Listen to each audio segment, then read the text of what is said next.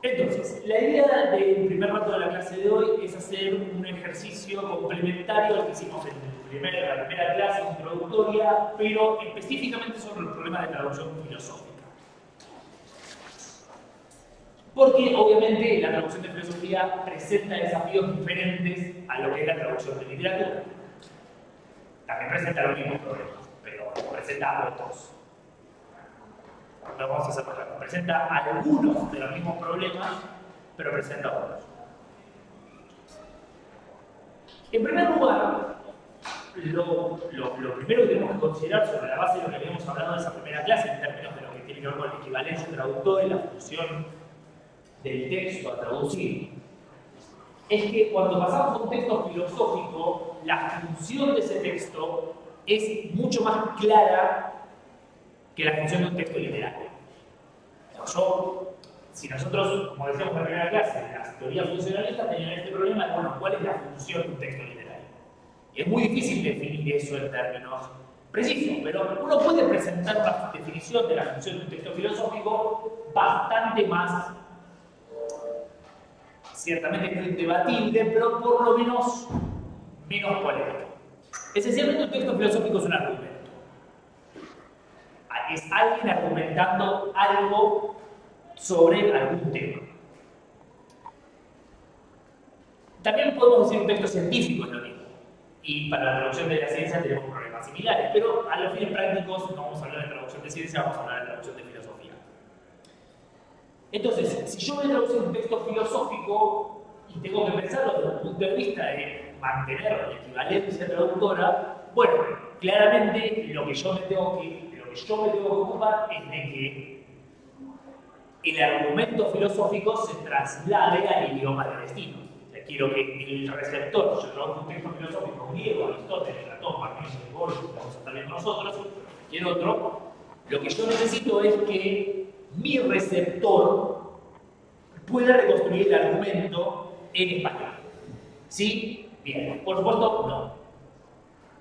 Porque si fuera tan fácil no habría dedicado una hora a hacer la introducción de traducción filosófica. Se pueden imaginar que ahí va a haber un problema acá. Vamos a complejizar, vamos a ver por qué esta cuestión es bastante más compleja. Y vamos a empezar por ver dos aspectos por los cuales la cuestión es bastante más compleja. Uno es exógeno a la cuestión, a la filosofía como disciplina, uno es endógeno a la filosofía como disciplina. El primero, como digo, que es exógeno, tiene que ver con la naturaleza del texto filosófico en cuestión. Porque el texto filosófico no existe. Mucho menos en la cultura griega. O sea, recién tenemos algo que podemos llamar texto filosófico, en términos de tratado filosófico, en términos de tratado filosófico con Aristóteles. Quizás antes también, pero en principio el grueso de nuestro corpus es con Aristóteles que empieza a ver lo que podríamos llamar un tratado filosófico, un texto escrito pura y exclusivamente con la finalidad de transmitir un argumento filosófico. Todo cualquier otra idea, científico, filosófico, en Aristóteles hay de todo. Pero si nos vamos para atrás de Aristóteles, y vamos a ir de atrás para adelante, para que vean que el grado de complejidad fluctúa, pero nunca deja de estar. Los primeros textos filosóficos, como Parménides, Empédocles, pero también Heráclito, son textos que se parecen mucho a textos literarios. De hecho, Parménides directamente, si no me equivoco, Empédocles también, están en poesías, son textos en verso. Y nosotros podríamos apelar acá, hablando de nuestro amigo Aristóteles, a la idea de Aristóteles de que Parménides no es poesía porque está en verso, pero es un texto filosófico, por la famosa definición de poética que podemos contar al principio, de poética.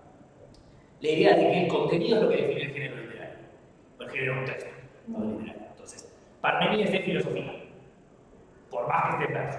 El verso es simplemente un agregado de narrativa. Por supuesto, la visión de Aristóteles es una visión que hoy sería muy difícilmente aceptada por la mayor parte de los críticos. Tiene su fundamento, no es completamente ilógica, pero hoy parece difícil aceptar esa discriminación tan tajante entre la forma y el contenido. sobre todo porque cuando nosotros vamos al texto de Parménides, pero también, como decía, el texto de Heráclitos, que está en prosa, pero por más que esté en prosa, no está en una prosa de un tratado filosófico. Está en una prosa oscura de orden pseudo-oracular, si quieren. Esos textos no están simplemente haciendo la metafísica de Aristóteles, pero en examen. Están haciendo otras cosas muy diferentes. Todo el comienzo del poema de Parménides es un viaje místico. Literalmente, no es un viaje místico metafórico, es un literal viaje místico hacia la caverna de una diosa. Entonces, digo, eso no lo vamos a encontrar en Aristóteles. Ningún tratado de Aristóteles empieza cuando la diosa me llevaba y yo llegué a la conclusión de que la musía era la materia de potencia y la combinación de entonces, hay algo más ahí. Pero, y esto que decía es bastante evidente en los presocráticos, pasa también con los sofistas. Pues nosotros vamos a los textos de Gorgias, digo, sí, si vamos a vemos el texto de Gorgias, es decir, con la versión que nos hace el empírico, por ejemplo, sí hay la dimensión del tratado filosófico ahí. Pero toma como 8 segundos de leer el texto de Gorgias, darse cuenta que no es solo un tratado filosófico, digo, hay toda una serie de juegos retóricos ahí, bueno, entonces, hablando del tratado de Nocer, digamos, si pasamos directamente al encomio de Lenas, o a la defensa de Parménides, digo, ahí directamente los recursos retóricos son básicamente exposiciones de recursos retóricos. Eso es lo que son esos textos. Entonces, por supuesto, la retórica es una construcción de argumentos, pero no es una construcción de argumentos que solo se base en lo que podríamos llamar la lógica filosófica. Hay también cuestiones que tienen que ver con lo que llamaríamos recursos literarios, aliteración, juegos de palabras, en el caso de Borges, mucho chiste y doble sentido. Y esa función no entra tan sencillamente en lo que llamaríamos la reconstrucción del argumento filosófico. ¿Cómo traduzco un juego de palabras?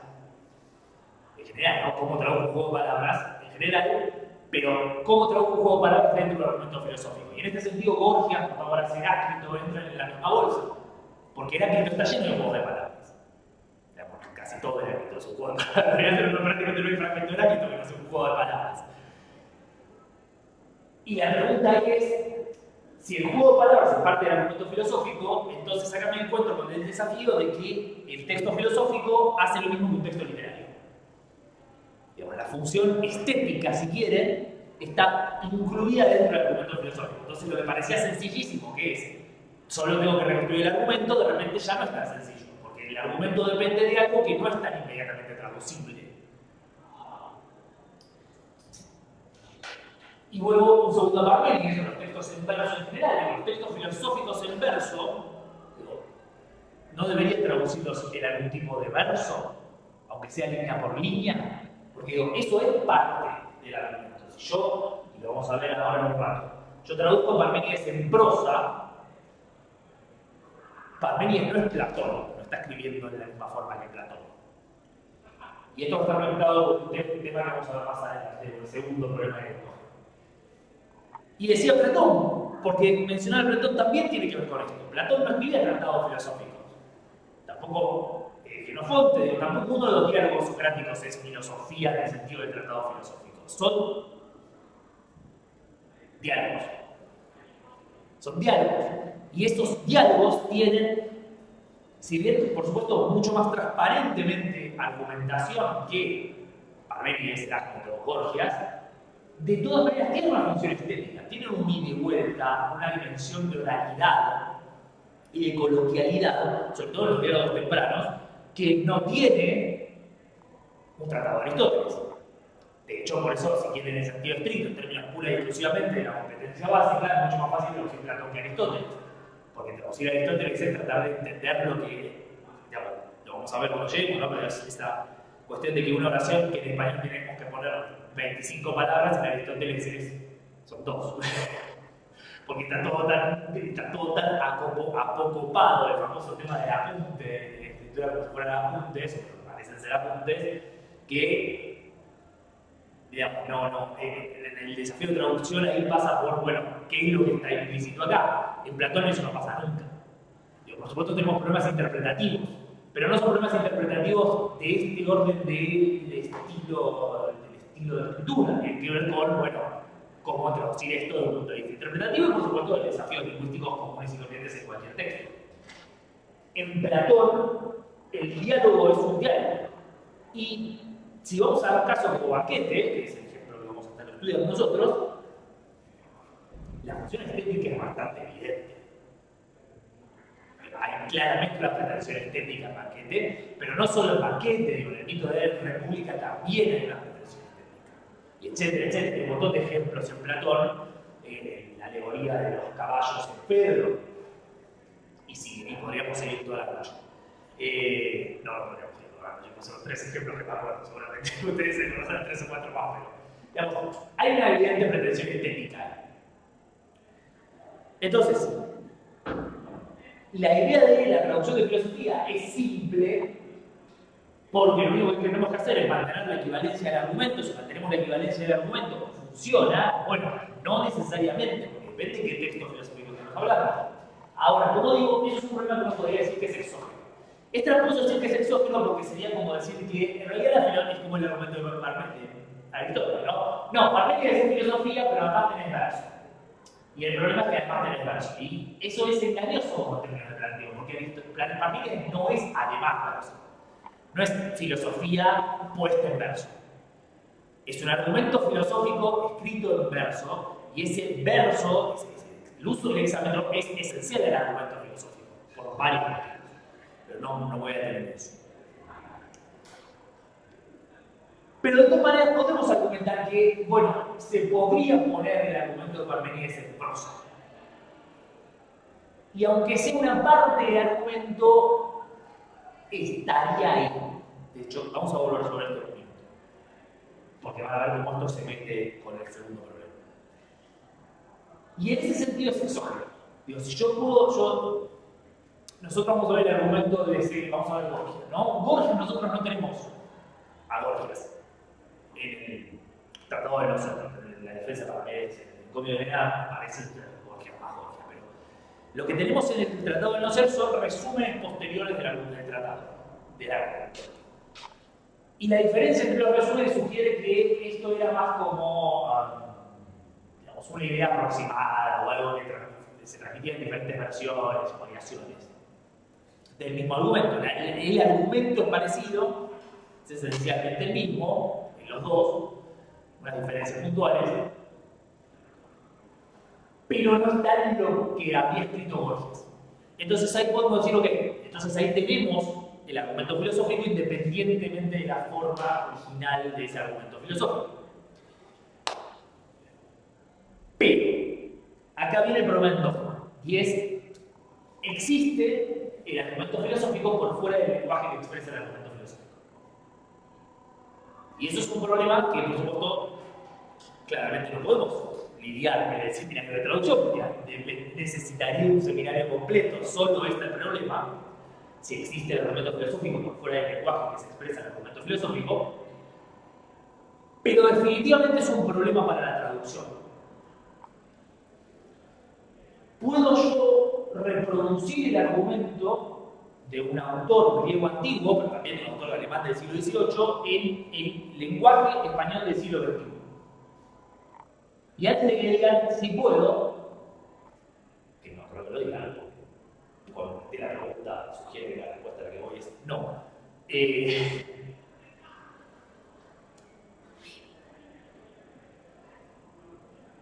Lo que me importa destacar acá, no sabía cómo iba a terminar la frase, pero finalmente lo encontré. Lo que me importa destacar acá es que nos terminamos encontrando con algo que se parece mucho más al problema de la literatura de lo que nos hubiera gustado al principio. Porque volvemos a encontrarnos con el problema de la equivalencia. Bueno, si el argumento filosófico depende del lenguaje filosófico, lo que yo tengo es básicamente el mismo problema que tengo con la literatura, que es que el efecto literario depende del lenguaje literario. Justamente ahí está. Está en el juego lingüístico y en los usos del lenguaje la potencia de la literatura. Lo mismo pasa con el argumento filosófico. Depende en buena medida del lenguaje de que está expresado. Ahora bien, esto tampoco es tan sencillo, porque de la misma manera que yo puedo reproducir el efecto literario en la traducción, si bien no plenamente, quizás puedo reconstruir el argumento filosófico en la traducción si bien no plenamente, pero ahí tenemos otro problema. Yo puedo entender que es un efecto literario parcial, pero ¿qué es un argumento filosófico parcial? ¿Sí? No es lo mismo, digo, un poco menos de goce estético no es lo mismo que un poco menos de argumento filosófico. Claramente son dos cosas muy diferentes la una de la otra. Y acá tenemos, por supuesto, limitaciones que pasan por dos lugares diferentes. La primera es una limitación de orden, si quieren, gramatical. Muchos argumentos filosóficos dependen de las estructuras gramaticales de los idiomas. Por ejemplo, lo que vamos a ver es absoluta y constante sistemáticamente en Borges, pero también en Aristóteles, es el uso del tono, ¿no? El participio neutro singular presente del verbo venir, lo que es.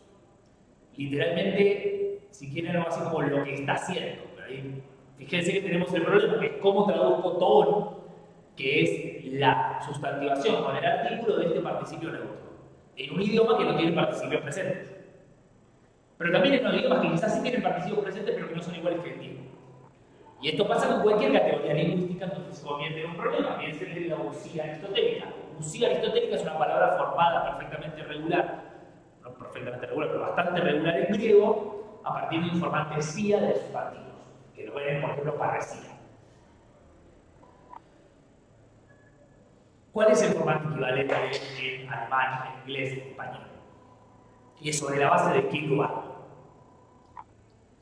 Sí lo hago, porque por otro lado quizás no hago ninguna de esas cosas, y de hecho ningún traductor que yo tenga registro lo hace. Entonces, el lenguaje determina el argumento filosófico porque ofrece herramientas para el argumento filosófico que quizás no están disponibles en otro lenguaje. Va más allá, ya ni siquiera se trata de lo que vamos a ver a continuación, que es un poco más profundo. Se trata de la mera superficialidad de la gramática del lenguaje. Hay un participio presente que es esencial para expresar esto que no existe en otros idiomas.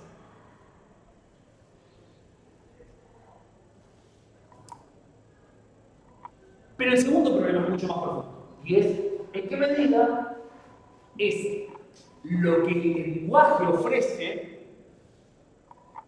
como categorización del mundo lo que está influyendo en el argumento filosófico. Es decir, en qué punto, y esto lo va, por supuesto, esto lo vemos todo el tiempo, en Grecia, pero no siempre lo conceptualizamos, y que hablar se va a la filosofía alemana es esto, punta, básicamente, en qué medida lo que el filósofo aprende, la manera en la que el filósofo aprendió a organizar el mundo a partir de su lenguaje, determina la filosofía. Esto es parecido a la idea de Homo, a la idea de que el lenguaje organiza el mundo, pero de una manera mucho más sutil y mucho más correcta, porque ya sabemos que no es una manera tan correcta. No es lo mismo simplemente decir que yo no puedo dar colores distintos a las categorizaciones lingüísticas, eso es una tontería, ya sabemos que es falso, que es decir, para analizar el mundo yo parto de las categorizaciones que el lenguaje me ofrece para organizar el mundo. Porque acá va más allá de, y acá vamos al punto de la cuestión, acá va más allá de si el filósofo está simplemente siendo víctima de la limitación. Mejor dicho, vamos a hacer eso, víctima no consciente. Acá no se trata de que el filósofo sea víctima no consciente de la limitación. Eso puede pasar. Claramente puede pasar. De hecho, Aristóteles es la prueba de que puede pasar, no porque él lo fuera, sino porque 2/3 de la obra de Aristóteles son, muchachos, aprendan a distinguir lo que es un problema lingüístico y lo que es un problema filosófico. Y eso es 2/3 de Aristóteles. Básicamente. De hecho, metafísica tiene, ¿cuántos libros son? 10 libros, no más. 14 libros de metafísica, como 7 son básicamente esto, todas las cosas de la cuestión lingüística. Definamos un lenguaje filosófico, pongámonos de acuerdo en que el ser se dice de muchas maneras, pongámonos de acuerdo en que vamos a llamar accidente, pongámonos de acuerdo en que vamos a llamar sustancia, pongámonos de acuerdo en que vamos a llamar diferencia, así sucesivamente. Una palabra por palabra, porque, claro, tenía perdón, Aristóteles, los huevos al plato de que vinieran sofistas a hacerle juegos de palabras y decir, mire qué inteligente que soy, como te demuestro que el ser no existe. Dice, no, muchachos, el problema es que el problema es el lenguaje que estás usando, no el concepto filosófico que estás tratando de elaborar. Entonces, en el caso, digo, de que hay por supuesto en este ejemplo la cuestión de que el filósofo puede ser víctima no consciente, o consciente pero no víctima, en el sentido de ser un usuario deliberado de las trampas del lenguaje para hacer filosofía. De hecho, Gorgias es eso, y Heidegger también, así que si uno piensa que esto ya se supera el cuadro de Aristóteles, Heidegger es todo juego de palabras que no tiene ningún sentido. El filósofo también puede ser víctima consciente. Y esto es algo que de vuelta vemos en Aristóteles. Y en menor medida en Platón. Y en Parménides. En realidad lo vemos en casi todos los filósofos de toda la historia. Pero particularmente en Aristóteles pasa mucho. Y en Aristóteles pasa de la manera más evidente porque Aristóteles está todo el tiempo tratando de justamente marcar este problema, ¿no? El nivel de autoconciencia de Aristóteles, de la limitación del lenguaje, lo lleva a darse cuenta de que cuando él quiere decir algo, quizás el lenguaje no le permite decirlo de la manera que él querría decir. Por algo introdujo el concepto, por algo introdujo la argumentación lógica, la formalización de la argumentación lógica, ¿no? Porque ahora salgamos del tema del lingüístico, vamos a poner cosas que sean completamente indebatibles, que nadie pueda discutir desde el punto de vista lingüístico. Y pasa todo el tiempo, metafísica también, el ejemplo del vestido, metafísica, aparece cada tanto la idea de llamemos a vestido cualquier cosa. Y ese vestido es lo que en cualquier tratado filosófico contemporáneo sería X. Entonces, el filósofo puede ser, como digo, víctima consciente del problema del lenguaje en términos de querer decir algo que el lenguaje no le da las herramientas para decir. ¿Sí? El problema es cómo traduzco eso. Porque si el problema es el lenguaje, ¿cómo reproduzco algo que es un problema del lenguaje?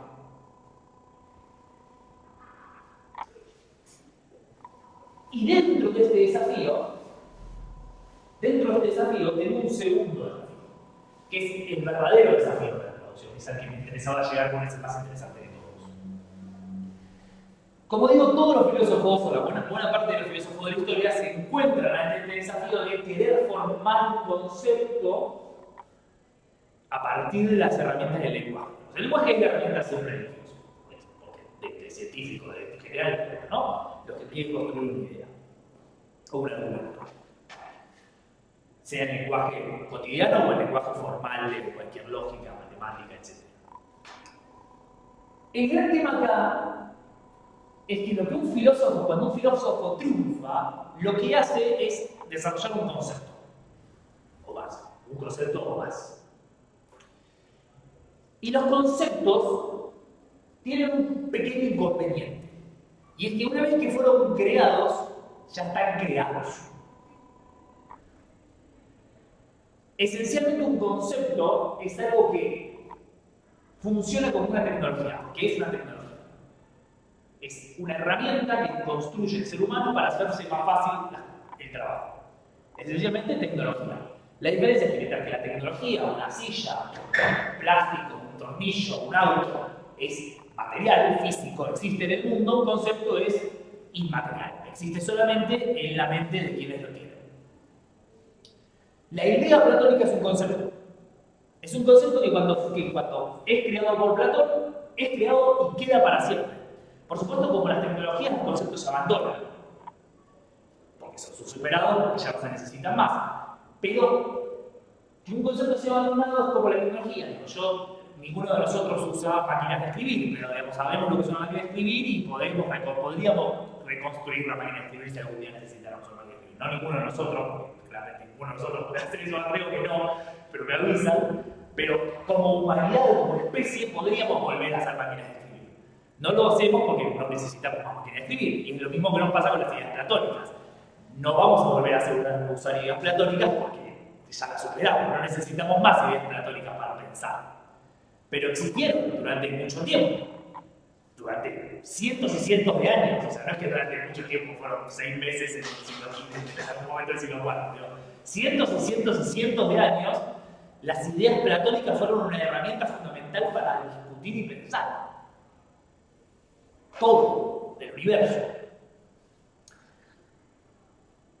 Y eso genera un inconveniente. Y es que cuando nosotros vamos a leer Platón, el concepto que Platón creó no existe. Porque lo está creando. Si vamos a Aristóteles pasa lo mismo. Cada 5 páginas crea un concepto nuevo. Pero está creando ese concepto.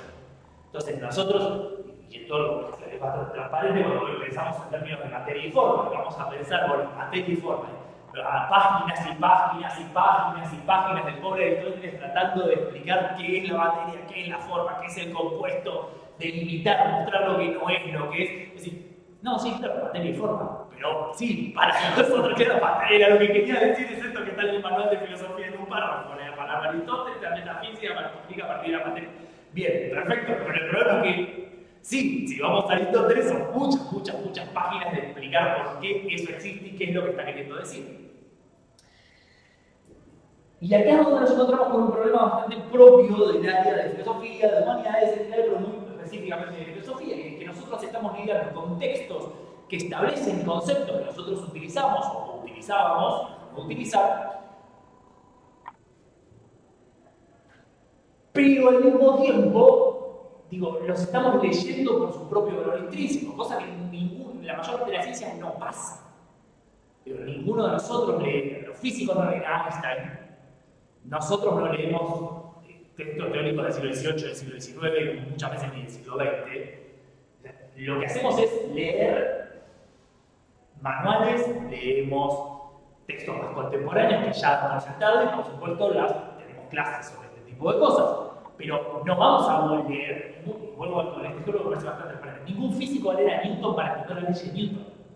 Eso no se les cruza por la cabeza, no tiene ningún sentido, ni siquiera tiene sentido intentar hacerlo. ¿Sí?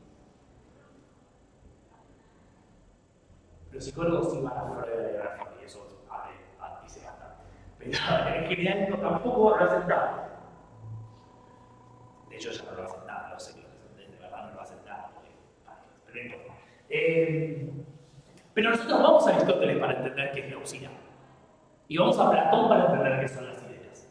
Porque lo que estudiamos a Platón y Aristóteles lo que nos lleva al problema en términos de traducción, que es el siguiente. Cuando yo voy a traducir estos filósofos, ¿qué traduzco? Traduzco el aparato conceptual que yo ya sé que va a salir de esos textos,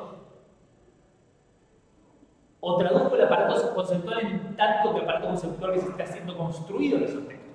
Y esto puede sonar una tontería, porque no es el mismo aparato conceptual, y la respuesta es a veces.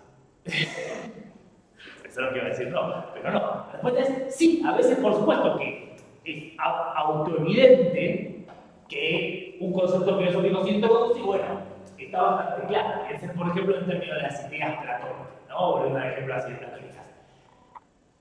Es difícil pensar en cuál podría ser la nivel de problematicidad del concepto de idea desde el punto de vista lingüístico, porque es algo que no tiene es un concepto tan abstracto, se refiere a algo tan abstracto y tan lejano al mundo real, que ideas es una neologismo. Por más que no lo sea en el idioma original y no lo sea en nuestro lenguaje, en la práctica, cuando se refiere a las ideas, es un neologismo. De hecho, por eso muchas traducciones lo van a ver con mayúscula. Porque es un neologismo, se refiere a algo que no es otra cosa. De hecho, es un neologismo y más específicamente es un neologismo, es una palabra transliterada. Para muchos idiomas, muchos idiomas se incorpora la palabra idea para referirse a eso que Platón llamaba idea. Eidos, pero también idea. Pero no es tan sencillo cuando el término técnico es, por ejemplo, tobol. O totigeneina, que vayan a saber cómo traducir esto, solo no lo entendemos ni en griego. Y aquí necesita tratar de traducirlo en español. O usía, como decíamos antes, pero también el Eina de Parménides, o las cosas que hemos hablado de Parménides. Porque esas palabras que están configurándose como conceptos filosóficos, o que están usándose para construir conceptos filosóficos, son palabras que para los filósofos eran lenguaje cotidiano. Si yo traduzco Tool como el ente, la mayor parte de nosotros no usa ente en su vida cotidiana. Ciertamente fuera de estas paredes, ciertamente no fuera de estas paredes. Quizás sí, pero en general yo entes en mi cocina, bueno, de hecho tengo entes en mi cocina, pero la llamo por sus nombres propios, no por ente, porque sería desidentificado, ¿sí? Todos son entes. Bueno, incluso con ellos pasa lo mismo, porque a veces lo usa como figura, algún muchacho, alguna cuestión así, y otra en su uso.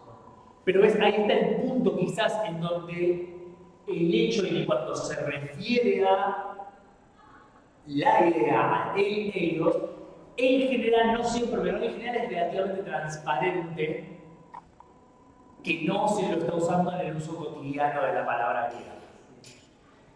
Pero de vuelta, digamos, no es que no haya casos problemáticos, pero es menos problemático que, por ejemplo, Tobón. Que, digamos, en sí mismo es un concepto técnico mucho más marcado, porque Tobón no es algo que pasa se habla todos los días fuera de conceptos filosóficos, pero al mismo tiempo es algo muy del orden de la coloquialidad, como vemos en Gorgias, como vamos a ver clarísimamente en Gorgias, al punto de los psiquiatras. No, es humorístico, o sea, el punto del humorístico, el elutivo.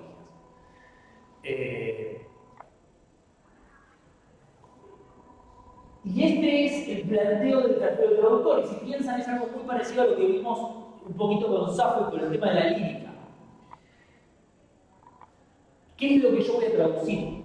Voy a traducir en términos de lo que el texto filosófico está haciendo en el contexto del texto filosófico, o voy a traducir en términos de lo que el texto filosófico está haciendo para el receptor contemporáneo. Tengo que hacer que el receptor contemporáneo entienda la discusión que el texto está dando con las personas con las que está discutiendo, o tengo que hacer que el receptor contemporáneo entienda el texto filosófico como un manual de lo que yo ya sé que ese texto filosófico hizo. Y no hay una respuesta correcta o una respuesta incorrecta. No. Todo depende para qué quieras hacer la traducción y a quién se la vayas a dar y en qué contexto. Pero, muchas veces, una decisión u otra marca claramente la diferencia de cómo el texto filosófico se está presentando.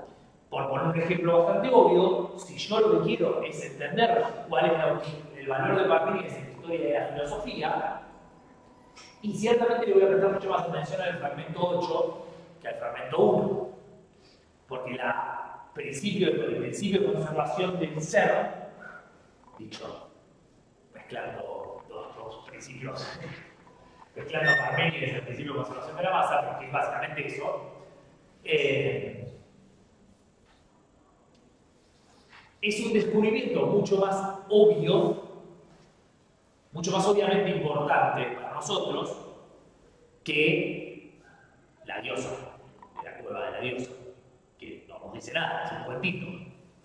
Y acá es donde vemos este tema que yo les decía al principio, porque presuponer que para Parménides es esto, y créanme que hay intérpretes que sostienen esto que yo acabo de decir, lo de la diosa es un cuentito, lo que importa es el fragmento 8. Los intérpretes de Parménides, intérpretes contemporáneos de Parménides. Digo, presuponer eso es, digamos, de mínima presuntuoso, y en última instancia, algo que si un traductor decide pensar de esa manera, implica mucho en términos de cómo va a traducir o qué es lo que va a recortar. Ni les cuento en Gorgias tomarse en serio el Tratado de Lausanne. Ni les cuento en Gorgias tomarse en serio el Tratado de Lausanne, y después vamos a hablar un poco, porque me resulta muy divertido, y nadie se dé cuenta que eso es un chiste gigantesco. Está absurdamente gracioso cuando se pone a hablar como estás pensando para hacer reír. Pero, digo, si uno piensa, bueno, ¿para qué sirve el Tratado de Gorgias en términos de pensar cómo meditar sobre la metafísicamente, en términos aristotélicos, si quieren? Bueno, ahí lo tengo que pensar, bueno, cómo se argumenta el anti-Parménides, ¿no? Pensarlo en Gorgias desde el punto de vista de contrastar a Parménides, contrastarlo con Parménides. y como ahí hay un problema en términos de la argumentación filosófica. Y digo, básicamente tomarse a Borges en serio como un ejercicio metafísico. Eso da un resultado filosófico. Ahora, si lo tomamos como un chiste, como una parodia de Parménides, y créanme que las dos interpretaciones existen, y algunas que existen simultáneamente, coexisten, digo, es distinto lo que puedo hacer. Es distinta la manera en la que voy a encarar ese texto. Entonces, si juntamos todo esto, el desafío de la traducción filosófica termina siendo bastante parecido al desafío de la traducción literaria, porque el problema es la equivalencia. Volvemos al problema de la equivalencia. ¿Cómo hago algo equivalente en su cultura, o hago algo equivalente en la cultura de destino a la cultura de origen? Y ahí el problema grave es cuál es el valor del texto filosófico. El valor del texto filosófico es lo que hizo en el contexto de las discusiones, en el contexto de las discusiones en donde se produjo el texto filosófico, o bien es lo que hizo para los que vinieron después, lo que hizo, lo que negó ese texto filosófico. Y esto, por supuesto, implica muchas microdecisiones y macrodecisiones en términos de la traducción. Esto se debería perdonar con la traducción deducida por sustancia, que es un término, que es una traducción espantosa, incluso si no lo dice varias veces, él quería traducirlo por otra cosa, pero no puede desembarazarse de la tradición, digamos. Y hace lo mismo con mimesis en poética. Pero es interesante porque es un excelente ejemplo en términos, exactamente de hecho es un ejemplo que quería usar con el señor Aristóteles, pero lo adelantamos ahora. Digo, cuando la propia tradición filosófica, lo que pasa con los conceptos es que se fijan, por supuesto, ciertas palabras para traducir esos conceptos. Y entonces cuando llegamos al punto de ver cómo esos conceptos fueron desarrollados en Aristóteles, en Platón, Parménides, etc., cualquier autor filosófico, quizás una mejor comprensión de esos textos nos recomendaría usar otra palabra diferente. Por ejemplo, mimesis en poética, que es una pésima palabra para mí, para un concepto de mimesis. Es probablemente una de las peores cosas que se podría haber elegido para el concepto de mimesis en Aristóteles, que ni por asomo es lo que nosotros consideramos mimesis, que es imitar. De hecho, Aristóteles literalmente contradice esa concepción de la mímesis en poética, diciendo no es la imitación de la realidad, la mímesis. Dice casi textualmente, la mímesis no es la imitación de la realidad.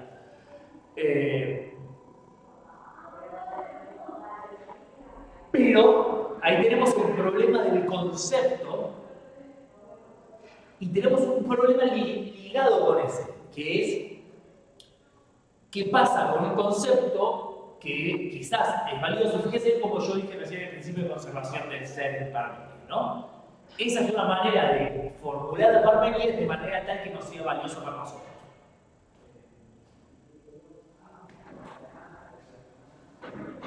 El concepto filosófico, cuando se formula, empieza a perder útil las herramientas, se desgastan. Luego, al paso del tiempo, la herramienta se desgasta. Pero quizás el problema pasa a ser de traducción. Quizás sustancia en su momento, y de hecho sustancia en su momento, es una excelente traducción de Lucía. Porque quienes inventaron el concepto de sustancia estaban traduciendo substancia. Era latín, lo estaban traduciendo del razonamiento del latín. Pero para nosotros sustancia es algo completamente fijado, que tiene una tradición. Para Aristóteles no, Aristóteles estaba inventando el concepto de útil. Entonces uno legítimamente podría preguntarse, si yo quiero que Aristóteles sea útil hoy, ¿necesito respetar ese concepto filosófico heredado por sustancia, mímesis, el ente? Sustrato es más o menos distinto porque sustrato es una traducción casi literal de Hipo, que es menos todavía obvia, así que esa, digamos que más o menos. La sustancia debería traducir a hipoquemio. Eso es el exitoso de la cuestión. Sí, podría ser. Lo que pasa es que el sustrato sigue funcionando, si querés. Es cierto que no es lo mejor, quizás sustancia es un poquito mejor, pero es cierto, digamos, esto genera problemas clarísimos cuando uno está leyendo las traducciones. Que es que no se entiende lo que está diciendo, porque para nosotros sustancia es algo que está tan fijado, está tan artificial, un término tan artificial, que nos cuesta mucho entender cuál es la argumentación que se está haciendo. Y volvemos al problema de materia y forma. Sí, ¿vos qué pasas de 200 páginas hablando de qué es materia y forma? Ya sé lo que es materia y forma.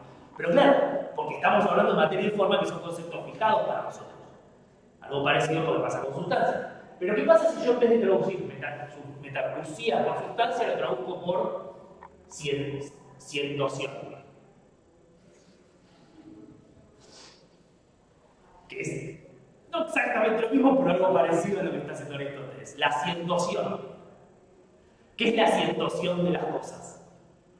Si yo, las primeras 3 veces que yo lo digo, pero si yo sigo diciendo ciendoción durante 200 páginas, rápidamente empiezo a entender, la ciendoción de las cosas es esto, lo entiendo.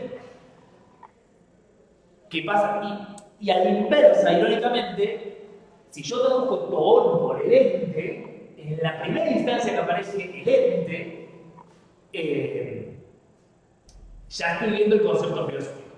El ente, concepto filosófico, porque nadie es el ente. Pero si yo traduzco toón por lo que es, eso de repente pasa a ser como algo más inmediato. Claro, lo que es tal cosa, lo que es tal otra, lo que es y todo lo que pasa allá. Y entonces se siente como algo que me estás tratando de explicar algo. No estás diciendo el ente, que es un concepto filosófico alejado. Estás diciendo lo que es de muchas maneras. Ok, esa frase es muy distinta a el ente es de muchas maneras. Pero muy distinta, son cosas totalmente diferentes. Y son cosas totalmente diferentes en español, pero el griego admite las dos traducciones. Todo depende de qué es lo que yo esté queriendo traducir. Estoy queriendo traducir la discusión de Aristóteles, estoy queriendo traducir a Aristóteles como la herencia filosófica de Aristóteles, como lo que Aristóteles representa para la historia de la filosofía. Y de vuelta, volviendo al problema del relativo dominio, esto también tiene que ver con el problema de qué representan estos autores para nosotros. Porque uno legítimamente podría argumentar cuál es el problema con la traducción de Platón cuando nosotros ya abandonamos el concepto de idea. Sí, pero eso quiere decir que no hay nada valioso en los diálogos que hablan de las ideas si nosotros lo pensamos fuera del problema de las ideas. No hay un argumento valioso ahí para reconstruir por fuera de la teoría de las ideas. Porque digamos, una de las cosas que les pasa a la mayor importancia a todos cuando vamos hablando no es en ningún lado. Bueno, en ningún lado sí, pero en la mayor parte de los lugares donde aparece la teoría de las ideas no es esa cosa de manual en donde las ideas son esto. Algunas veces pasa, pero mayormente hace otra cosa Platón, que es mucho más sofisticada, lógicamente. Yo lo critiqué a Platón, sobre todo para conectar el micro. No era un estúpido. Básicamente no era estúpido. Entonces, la teoría de las ideas es una cosa bastante complicada y que se adapta mucho al argumento que está tratando de construirse. Pero cuando yo pongo idea en un texto, de repente todo se tiñe de otro color. Lo que no significa que esté mal, porque de vuelta no significa que está mal. Porque quizás yo quiero leer a Platón para entender la teoría de las ideas, porque ese es el manual de filosofía que yo estoy queriendo leer. Pero determina la estrategia de traducción. Entonces, la pregunta que nos tenemos que hacer cuando vemos una traducción de un texto filosófico, cuando hacemos una traducción de un texto filosófico, es la misma que cuando hacemos un texto literario. ¿Qué es lo que yo quiero hacer con esto? ¿A quién le voy a hablar y para qué le voy a hablar? Que es lo mismo que decíamos al final de la introducción de 4 horas de actividades, así que no es que esté descubriendo nada nuevo, pero lo que me parece importante destacar es que lo que al principio de esta exposición parecía completamente obvio y el texto filosófico es algo que es totalmente distinto al texto literario en términos de las dificultades que presenta, se matiza bastante porque si bien es cierto que los desafíos de un texto filosófico no son los mismos desafíos que los de un texto literario, también es cierto que en el fondo sí son los mismos, que es ¿para quién estoy traduciendo? ¿Y para qué estoy traduciendo? Bien, entonces, Vamos a pasar ahora a ejemplificar esto, espero, porque esta es la parte donde no sé cómo va a agachar, pero veremos cómo sale, al fragmento 2 de Parménides. El fragmento 2 de Parménides es precisamente un punto bastante importante en la historia de la filosofía, y me estoy dando cuenta que estoy en el camino del proyector. ¿No? Estoy en contra del camino del proyector, sí, totalmente, si me sale los roles acá.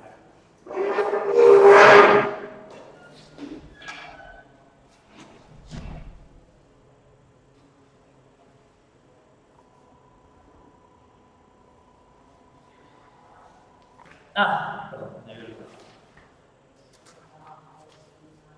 ¿Cuánto va? 6. Bueno, me quedo con eso.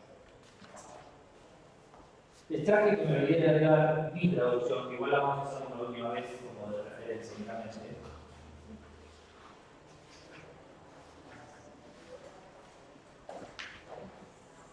Así que ustedes me dicen qué es. Vamos a estar trabajando con bastantes traducciones recientes del poema de Parménides, alguna un poco más vieja, bastante más vieja. Ahora la selección para asegurarnos para tener los años. Anotado una vez. No tendría que haber chequeado, porque lo tengo acá con un año distinto a. ¿Verdad? Acá la tengo anotada como en 2008 y en realidad la selección la tengo anotada como en 2016. No sé de dónde estaba la. No, está bien en 2008. La selección está anotada como 2016 y es 2008. La única, no sé cuál quiere. No. Bueno, entonces, como les decía, tenemos una selección de textos bastante reciente. Esta de 2016, no de 2016 nada, de 2008. De Bernabé. Tanto Bernabé como Gómez Lobo, que aparece ahí abajo, los dos son editores de texto. Subiría, que está puesto Subiría, pero es en realidad Subiría y Moral, de la Universidad de Cuyo, también editaron el texto. El texto de Parménides. Pueden ver que tiene aparato crítico abajo. Con lo cual, esas tres versiones, ¿no? En realidad no miento, la de Bernabé, una sí, la otra no, son tanto traducciones como ediciones de texto griego. Cordero, la versión de Cordero particularmente, es una versión que él pone como apéndice en su libro sobre Parménides, siéndose esa Vinitis, está tanto en inglés como en español. De hecho, la versión en español es la traducción del inglés. Lo que pasa es que es la traducción en inglés por Néstor Cordero, que es argentino, o sea que básicamente, y la hizo él, con lo cual es como si fuera un texto original en español, no hay ningún problema ahí en términos de traducción ni nada por el estilo. Y después lo que tenemos es un ejercicio peculiar de García Vaca, no me acuerdo de Juan David, es David seguro García Vaca, no me acuerdo quién es la J, José David García Vaca. Yo no traje las del 42 y las del 79 porque son la misma, me puse a revisar y en realidad en el 79 reimprimió exactamente lo que había hecho en el 42, lo que me llamó mucho la atención. Porque la del 79 es la compilación de traducción, una compilación de traducciones de los presocráticos, y eso es lo mismo que vamos a ver en Vives, en Cornavaca y en Eggerslab, las tres colecciones de presocráticos en donde se incluye el poema de Parménides. Podría haber hecho acá. Primero me dije que era bueno y manera de pasar. Como pueden ver, como les decía, con la salvedad de la de García Vaca, que es viejísima, pero la puse porque vale la pena. No, y no en el sentido bueno. Y la de Gómez Lobo, que es del 85, pero es de uno de los. Probablemente, estoy bastante seguro, el primer editor de Parménides español y un especialista lo va a hacer una versión comentada, bastante importante en el lenguaje lobo, usada por todo el mundo. Es una versión fundamental de Parménides. Y la de Garzón y Julián, que es la de dedos, el resto son traducciones, fíjense, después del 2002, 2016, 2004, 2007 y el 2008, como les decía. Vamos a ponerlo para que lo sepan, no que lo vamos a seguir viendo, pero...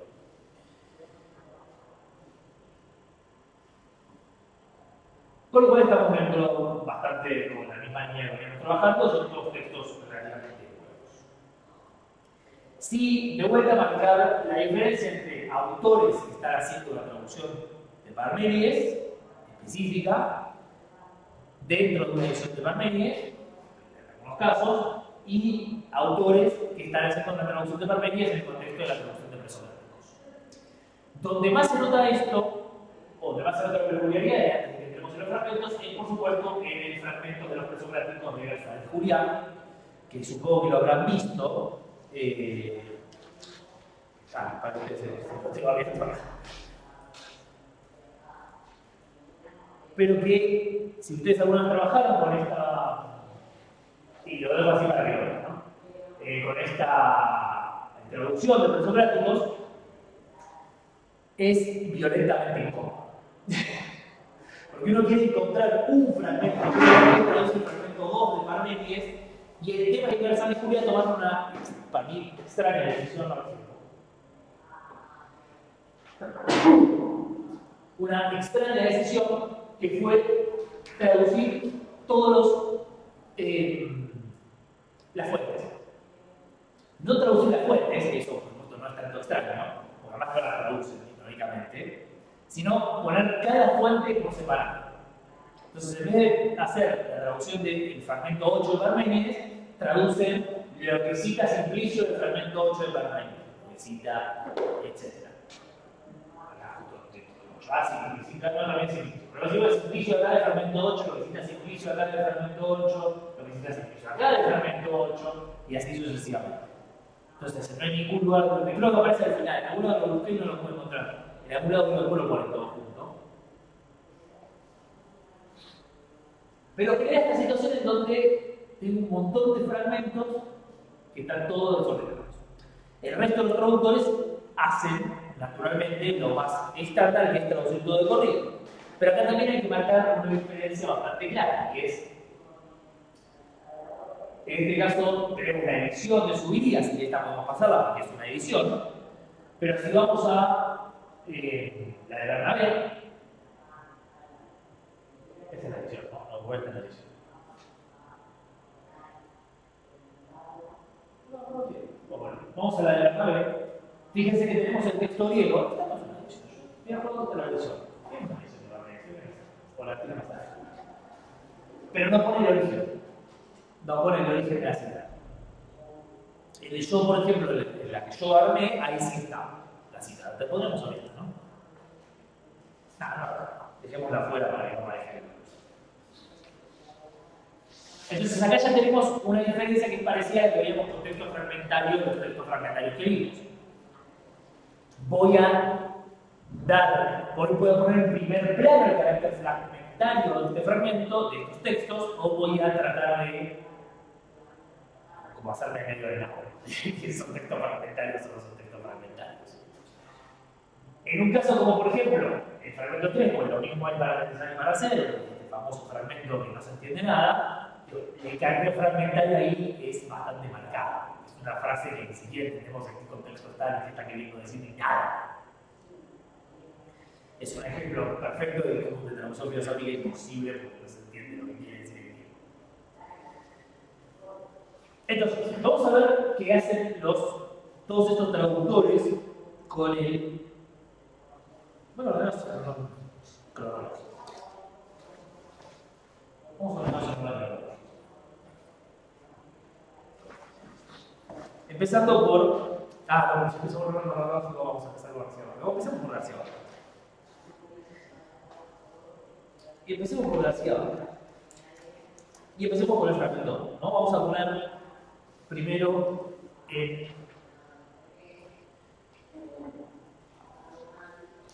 vamos a usar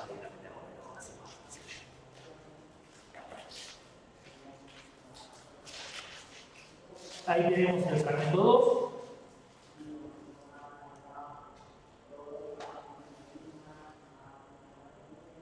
García Bata, si ustedes van al texto, lo que van a ver es que, el segundo García Bata directamente ni organiza los fragmentos,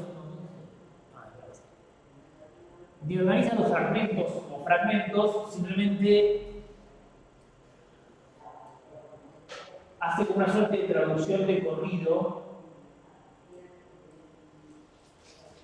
de todo el texto, dividiéndolo de una manera rara con esos 6, 8, 9 que son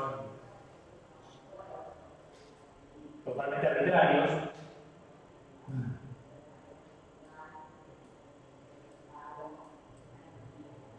Y divide el texto en un proverbio, un poema ontológico y un poema fenomenológico. Poema fenomenológico, respetando por supuesto lo que es la clásica división de el camino de la verdad y el camino de la mentira, sobre la que no me voy a meter porque mi idea era la traducción.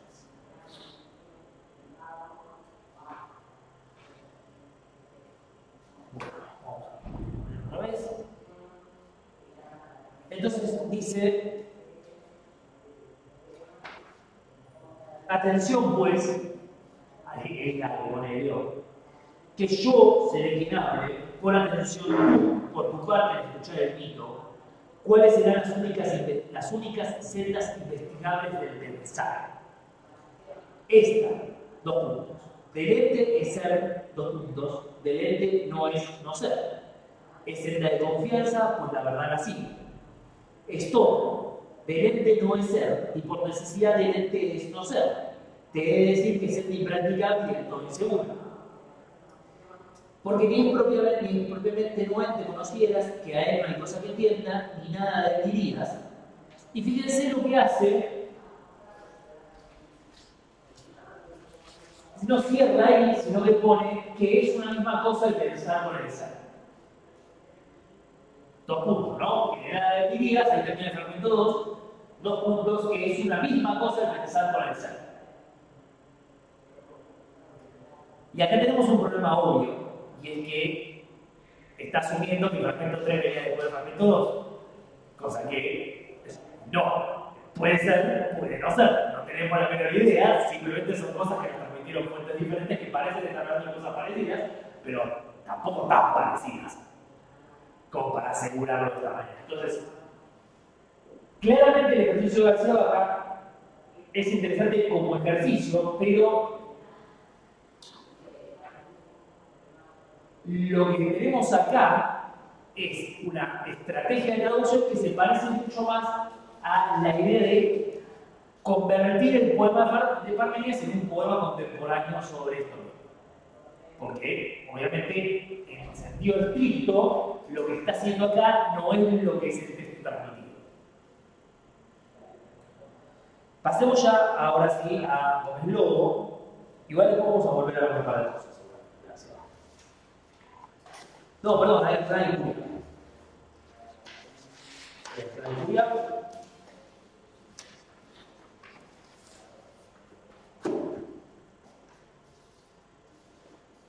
Ahí tenemos en la página 439 de nuestra Julia.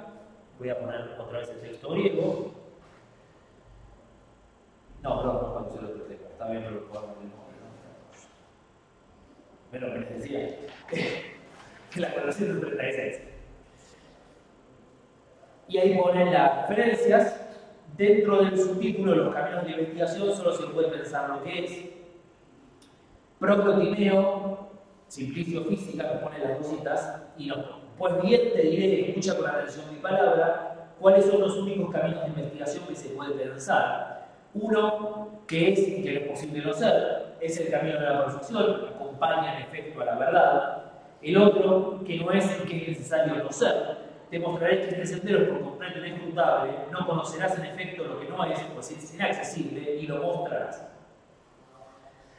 Comparemos esto con Gómez Lobo.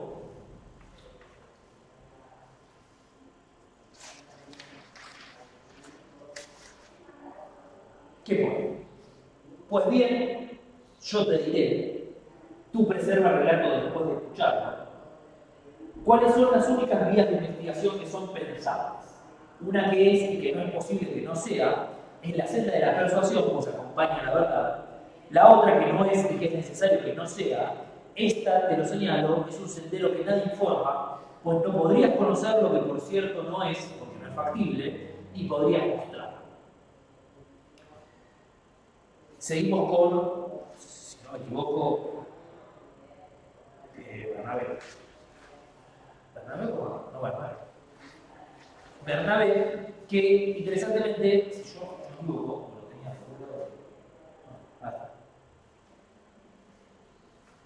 hace un par de cambios interesantes en sus 12 historias. Ea pues que yo voy a hablarte, y tú retén lo que te diga tras oírlo, de los únicos caminos de búsqueda que cabe concebir. El uno, el de que es, entre comillas, y no es posible que no sea, es ruta de convicción, pues acompaña a la verdad. Perdón, a verdad, acompaña a verdad. El otro, el de que no es, entre comillas, y que es preciso que no sea, ese te aseguro que no es sendero del que nada se puede aprender. Pues ni podrías conocer lo que es, no es accesible, ni podrías hacerlo comprensible. Y después, en la versión del año siguiente, 2008, hace un par de cambios, al principio bastante menores. Ea pues que yo voy a contarte, en vez de que yo voy a hablarte, y presta atención al relato que me oigas, en vez de que tú retengas lo que te diga tras oírlo. Después, igual, los únicos caminos de búsqueda que cabe decir, el uno, el que es y no es posible que no sea, pero interesantemente, presten atención a esto, le saca las comillas al es. Ahora es el que es y no es posible que no sea. Es ruta de persuasión ahora con mayúscula, pues acompaña a la verdad, ahora con mayúscula, irónicamente porque le ponen la verdad. Antes se había puesto verdad sin la, pero con minúscula, ahora ponen la verdad, pero con mayúscula. El otro, el de que no es y de que es preciso que no sea, este te aseguro que es el sendero totalmente inescrutable en vez del de que nada se puede aprender, y es que no podrías conocer lo que no es alcanzable ni tomarlo en consideración, y termina ahí el fragmento. Fin. Veamos lo que hace Cordero. Y bien, yo diré, y tú que escuchas, recibe mi relato. ¿Cuáles son los únicos caminos de investigación que hay para pensar? Uno, por un lado, para pensar, le pone, que es y que no es posible no ser, es, entre comillas, es el camino de la persuasión, pues acompaña a la verdad. Otro, por otro lado, para pensar, repone, que no es, para pensar que no es, entre comillas, y que es necesario no ser. Te anuncio que este sendero es completamente incognoscible, pues no conocerás lo que es, pues es imposible ni lo mencionarás. Cornavaca traduce, pues yo te diré, y tú, habiendo oído mi palabra, guárdala, cuáles son los únicos caminos de la búsqueda que pueden pensarse.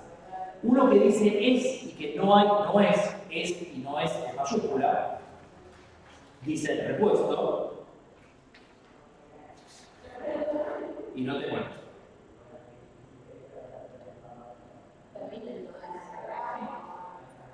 No, eso no era cómodo. Me parece que no me di cuenta que tenía una edición. No digitalicé bien esto. Bueno, vamos a comparar con la vaca solamente hasta uno que dice no es y hasta ahí. Perdón. Fue sin querer bien. Y cerramos con el texto de Zuviría.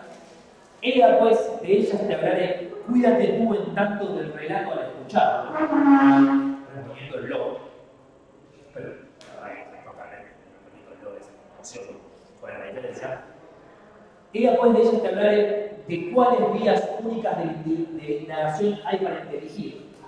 Por un lado, cómo es y también cómo no es, no debe ser. Sí, eso dice. De la persuasión es el camino, pues ella acompaña a la verdad. Por otro, cómo no es y también cómo es necesario, no debe ser. No entiendo, no lo entiendo. Perdón, hay algo que no está marcado en esto. Y también cómo es necesario no debe ser. Está bien efecto de prever porque es un sistema enteramente privado de persuasión, porque ni conocerías lo que no es, pues ni esto es factible, ni podrías mostrar.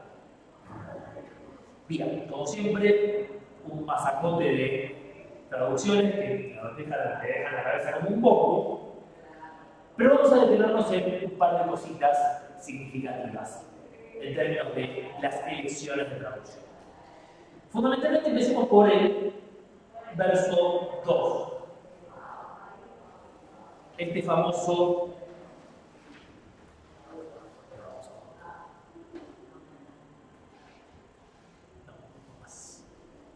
el famoso si no es ahí. Acá tenemos un problema del griego, de la gramática del griego, que es que ese no es ahí. En realidad no es un problema tan grave porque claramente ese no es ahí el definitivo final. Literalmente será caminos solos, dicensios, ¿qué es? No, es un puntito de la edición. Sí, para de investigación, son para pensar. Pero fíjense que noto que muchos traductores eligen salir de la literalidad para pensar, con ciertas creatividades, ¿no? Por ejemplo, subiría termina diciendo para inteligir. Y es interesante la decisión porque está marcando algo del noesai que tiene que ver con el problema del noesai y el noeo como ejercicio de pensar. Hay bibliografía sobre el verbo noeo y sobre el problema de que noeo, y que conozco claramente del uso médico, noeo no es meditar y reflexionar, sino lo que diríamos inteligir, concebir, incluso ver. De hecho, la palabra, el uso médico de la palabra es ver. Distinguir. Si no me equivoco, solo subiría hace eso, porque el resto de los traductores, fíjense, Bernabé en 2007 ponen que cabe concebir. Los únicos caminos de búsqueda que cabe concebir. Y hace mismo en 2008, Gómez Lobo pone que son pensables, que pueden pensarse, pone Cuernavaca. En el Esfera de Unidad traducen que se puede pensar. Las sendas investigables del pensar, pone García Bacá, y Cordero traduce para pensar en su versión literaria. Si lo prestamos atención a la versión de Cordero, pueden haber dado cuenta que Cordero traduce bastante filológicamente, el estilo bastante filológico de traducir con bastante palabra por palabra de la forma. Ahora bien, acá tenemos un primer ejercicio que es interesante y que nos retoma gracias a Dios. A este problema de qué es lo que estamos haciendo en la traducción. Porque fíjense que es muy distinto poner, como hace su guía, vamos a poner acá, la traducción.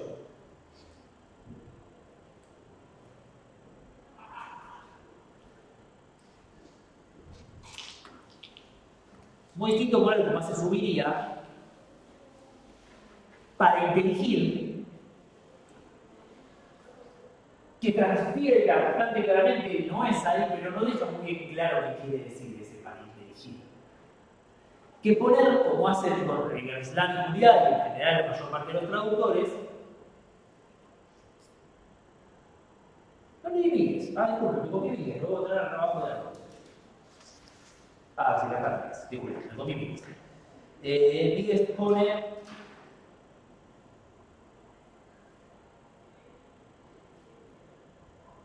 Voy a decírtelo ahora mismo, pero presta atención a mis palabras, las únicas que se ofrecen al pensamiento entre los caminos que produce la búsqueda. Tienes que hacer algo parecido a lo que hace García Bacá. Y fíjense que en este caso pone al pensamiento. Las únicas que se ofrecen al pensamiento. Bueno, pero independientemente de lo que hace Miguel, yo, por ejemplo, en el caso de la Universidad de Julián, como estaba diciendo, tenemos que se puede pensar, los únicos caminos de investigación que se puede pensar.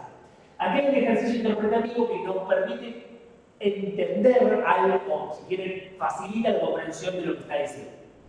Las únicas vías de investigación que se pueden pensar son las únicas vías de investigación disponibles para el pensamiento.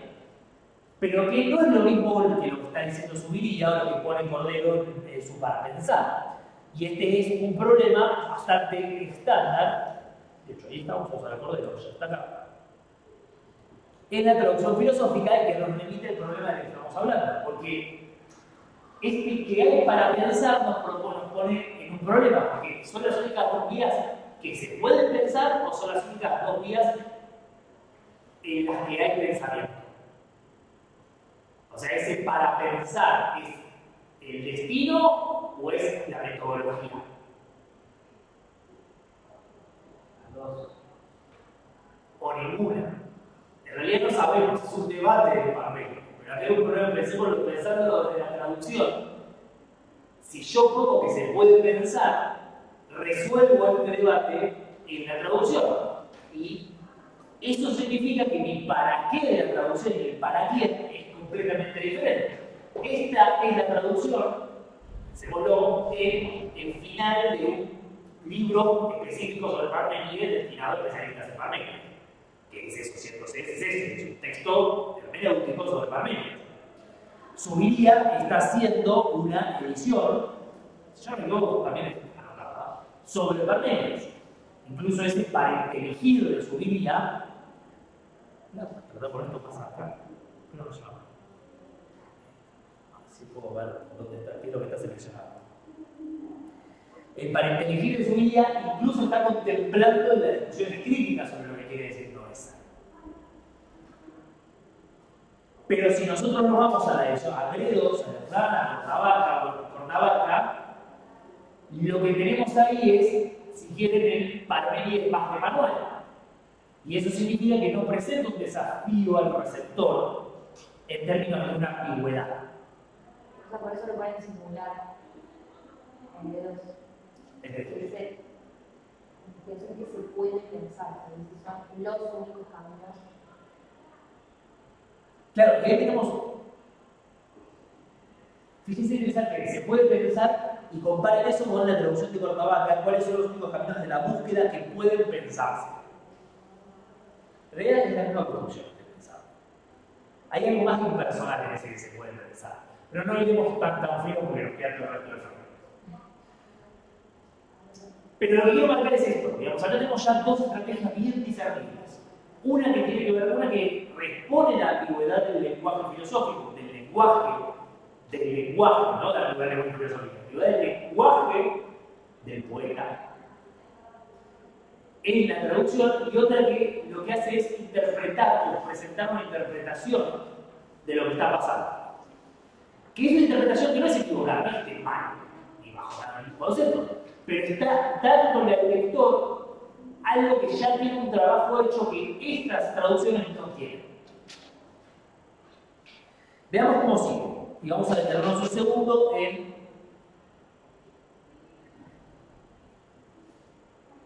Vamos al verso 3, ya estamos en el verso 2, vamos al verso 3. Probablemente no lleguemos al pasaje, pero vamos a ver si hacemos el 3 y los últimos dos. García Barra traduce los puntos, del ente es ser, del ente no es no ser. Gemen, ese es el esta, homos estim, y ahí agregaré en algún lado, y Josu estime, literalmente que es y que no es no ser. O sea, literal en términos de la palabra de Gómez en la versión de Julián ponen uno, gemel, que es y que no es posible no ser. Gómez lo traduce una que es y que no es posible que no sea. Sin embargo, la diferencia, fíjense que en la ciudad pone uno, dos puntos, mientras que Gómez pone una, coma, que es y que no es posible que no sea. Sigamos. Míguez traduce aquella que afirma que el ser es y el no ser no es.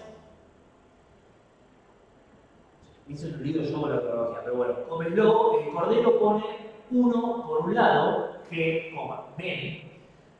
Para pensar, repone, que es y que no es posible no ser, que ahí tenemos nuestras primeras comillas en ese que es y que no es posible no ser.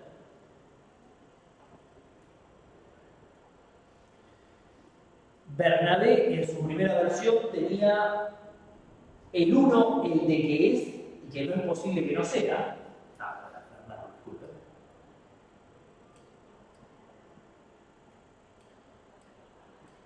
Y en su segunda versión, el uno, el que es y no es posible que no sea, fíjense que es parecido pero no exactamente lo mismo. Cuernavaca, uno que dice es y que no hay no es, ahí con mayúsculas el es y el no es.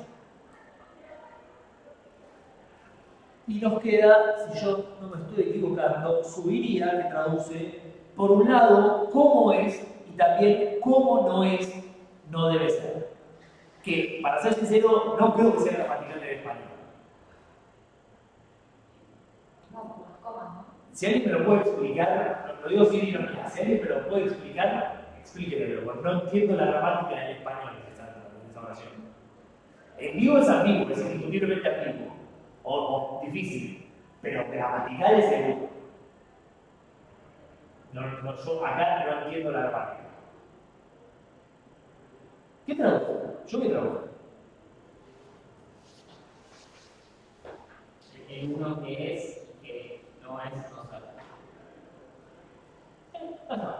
Bien.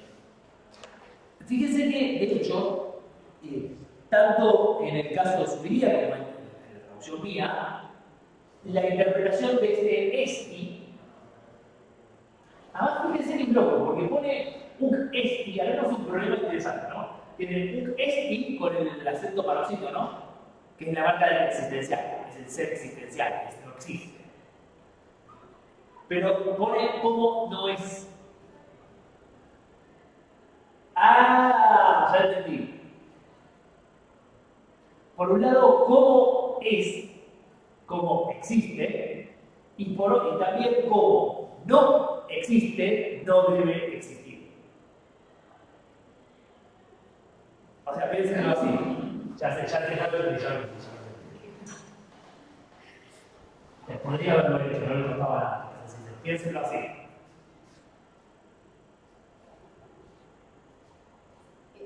No me cambia nada. Yo estoy haciendo todo el esfuerzo. Es que igual por las comas, o sea, no. No, por eso, piénsenlo ahí, así y sin esta coma. Bueno, ahí puede ser. Sin esa coma puede ser, si no. Ahí, no esto es lo que quiso poner. O sea, ¿cómo es homos estim, y qué, desde cómo, no es, no existe, no es. No, perdón, no, disculpen. No es, no ser, no existe. Claro, lo que pasa es que también el no debe ser pone el infinitivo ahí en vez de no ser. Claro, si se confunde porque en español, porque el debe ser es este. Esto es así. Esto es así. O sea, el cómo es el cómo No. ¿Cómo es el host? sí. Y después es un esti no debe ser, no es. Igual sí, como el cómo. Sí, es lo que. No tengo idea, porque no. ¿Cómo me entendiste? No entiendo, yo no sé por qué traduce como. El hopos sí entiendo por qué traduce como, porque efectivamente este es un uso rarísimo del hopos, este es todo un problema porque traduce hopos, pero vamos a dejarlo un poco de lado. Pero porque hos, que es claramente una sustantiva, la verdad que es elevado, porque pone como. Entiendo que diría que es, te hablaré de cómo no es, no debe ser. Claro, o sea, está combinando la biblioteca y estuviese coordinando dos sustantivas. es que la solución habitual para este hopos es, si está conectado con un host, debe ser la sustantiva. Que lo puede ser, pero es raro porque genera son interrogativas indirectas. Y la interpretación fundamental es el toneo hopos. Te diré cómo es, como dice acá, pero en el sentido de cómo que es, lo que es, y que no es, no debe ser.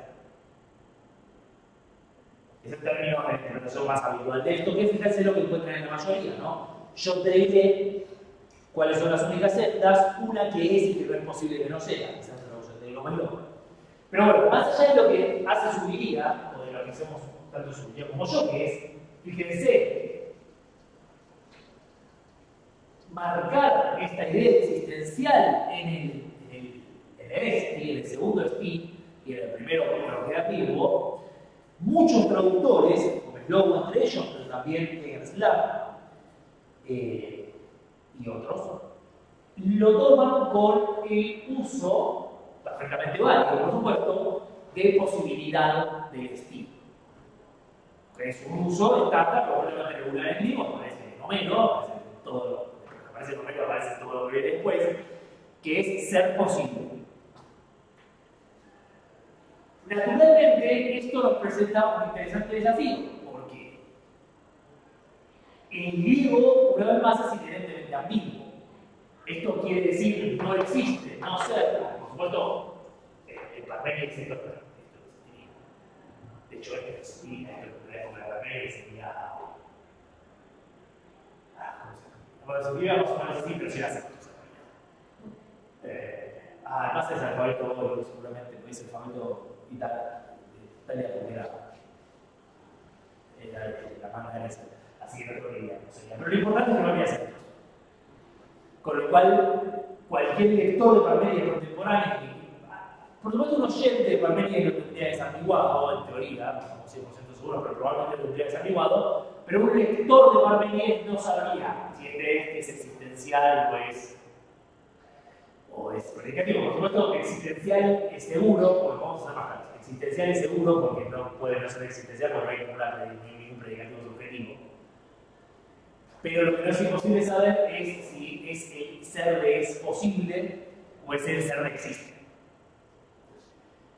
Y por supuesto, ustedes vean las dos cosas, porque no es posible, no solo no existe, sino que no es posible que exista. Digo, todo lo que va a argumentar Parmenides es exactamente esto. Pero es justamente en ese doble valor que la formulación original de la vía del ser está, porque es exactamente en ese valor, no es solamente que no existe el no ser, es que no es posible que exista el no ser. El no ser no es posible.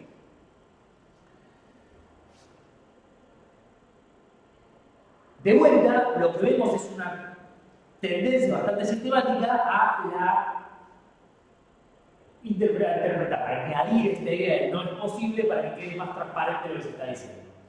Y el otro detalle, por supuesto, que lo estábamos glosando, pero es simpático, lo podemos ver en el caso de Barnabé particularmente, es el uso de es entre comillas, el de que es y no es posible que no sea, y fíjense, el que es y no es posible que no sea, y le saca las comillas en su traducción de Presocráticos del 2008, que es una decisión bastante interesante en términos de sacar las comillas, porque, por supuesto, cuando yo le agrego las comillas, pocas cosas están menos en el griego que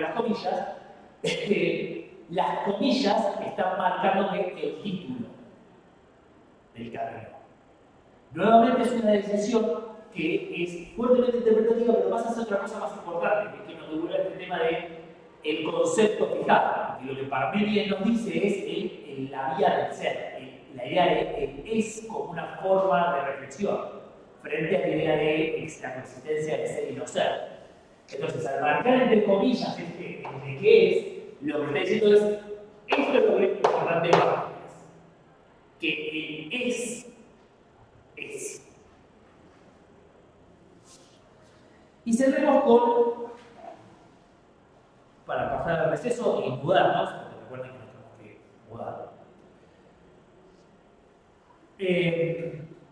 con las dos propias finales. García Vaca traduce, cuando les digo,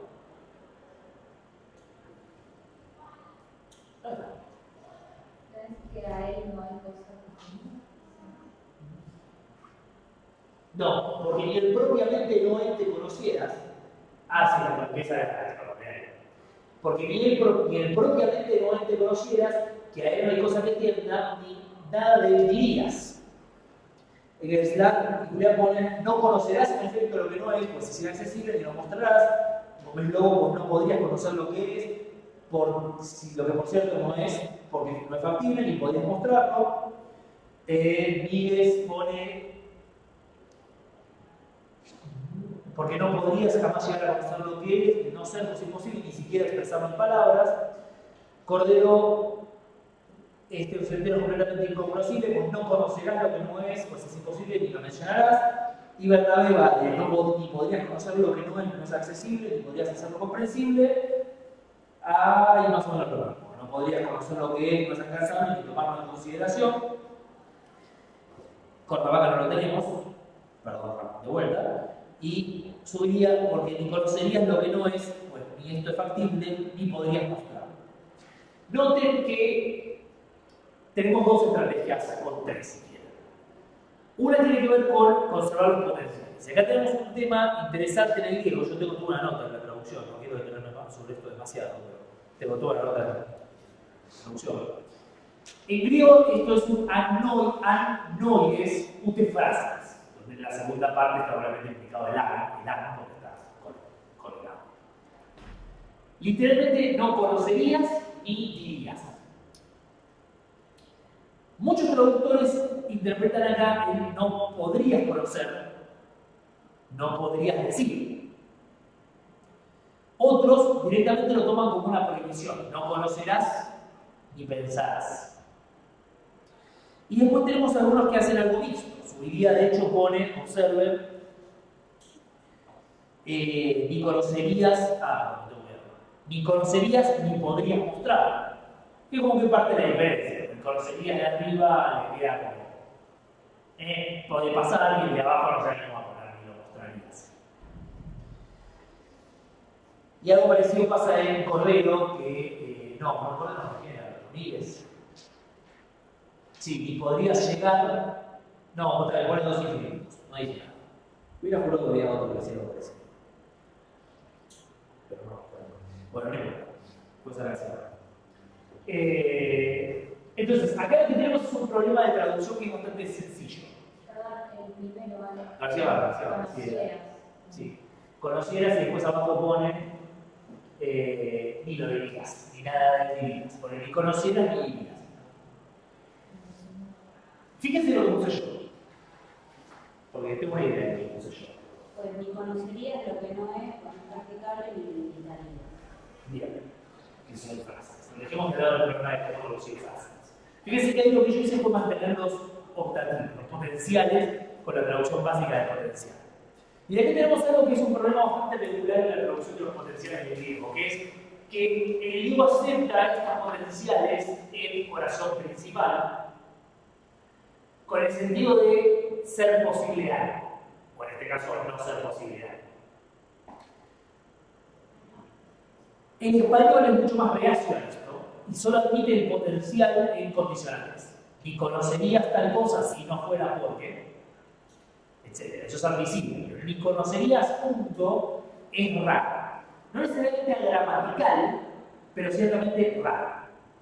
Entonces acá nos ponemos en un problema. Y es que esto es algo perfectamente regular, pero el español no tiene las herramientas para expresar esta idea de forma precisa.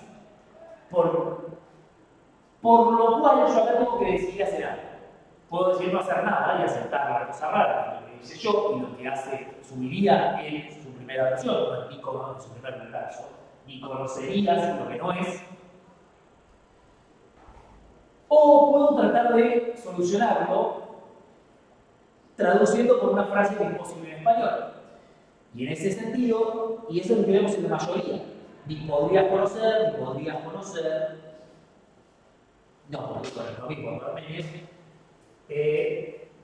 o eventualmente puedo dar vuelta más, que es directamente entender que lo que acá está viendo es una prohibición o una anuncio.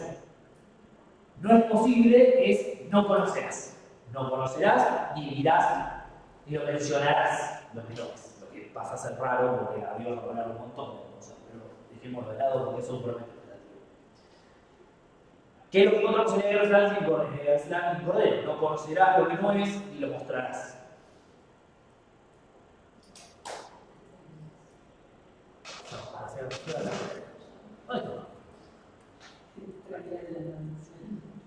No conocerás lo que no es ni lo mencionarás.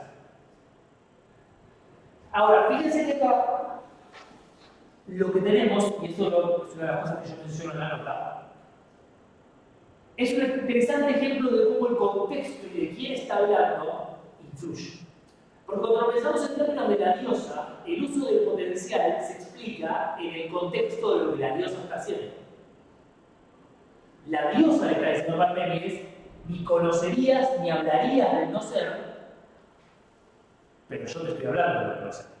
Entonces, la condicional, la hipotética que parece tan implicada ahí, o lo que podría implicar ahí es, si yo no te estuviera hablando del no ser. Así de incognoscible es.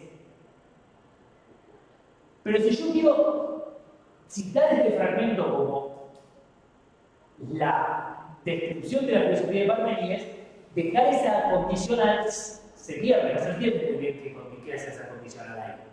Esa condición es la potencial es la principal. Entonces, no conocerás, se convierte en una prohibición. La diosa está, pero ya ahora no es una idea de que yo te voy a revelar el no ser. Ya es directamente la prohibición que nos liga con todo el argumento de Parménides. Porque esa es una prohibición interpretada a partir del argumento general de Parménides de cómo, por qué lo que no es ni conocible, ni etc. Y después está esta partición de la diferencia que hace Bernabé del no podrías conocer lo que no es ni tomarlo en consideración. Que de alguna manera, yo personalmente a mí no me gusta esa multiplicación de la potencialidad, porque podrías es doble potencialidad, es poder, podrías. Pero bueno, algunos lo admiten. Pero de alguna manera requiere esta idea, ¿no? Como parte un poco de la diferencia. Y podrías conocer, por lo menos deja un cierto margen de ambigüedad en términos de que esa oración está continua. Entonces acá tenemos una estrategia o diferentes traductores lidiando con dos problemas simultáneos. Uno es el problema de que tenemos un recurso lingüístico en el griego que no tenemos en el español. Y el segundo es que ese recurso lingüístico está fuertemente condicionado por el contexto de quién está hablando y de quién lo está diciendo. Porque acá no es un argumento filosófico, acá es algo que la diosa le está diciendo a Parménides. Bien, vamos a cerrar acá esta parte y el video de YouTube lo cierro acá. Muchas gracias por vernos. Y la siguiente parte de la clase vamos a estar viendo otros fragmentos de Parménides.